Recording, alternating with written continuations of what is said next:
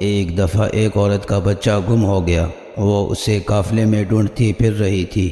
وہ ایک آدمی سے بچے کے بارے میں پوچھتی، بالآخر اس کا کھویا ہوا جگر گوشہ مل گیا۔ اس نے لپک کر اسے سینے سے لگا لیا، مگر اسے یقین نہ آتا تھا۔ وہ بار بار اس کا منہ دیکھتی اور خوب پیار کرتی۔ ہر شخص اس کی کیفیت سے متاثر ہو رہا تھا۔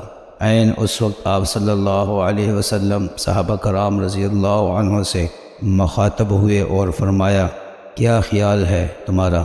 یہ عورت اپنے بچے کو آگ میں ڈال سکتی ہے؟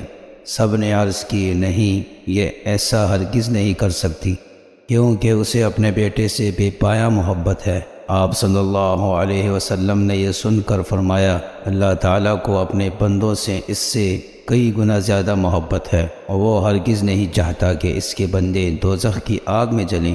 طویل سے طویل تقریر بھی محبت الہی کے بارے میں وہ اثر پیدا نہیں کر سکتی تھی جو آپ صلی اللہ علیہ وسلم کے اس فکرے نے اس نفسیاتی ماحول میں پیدا کیا۔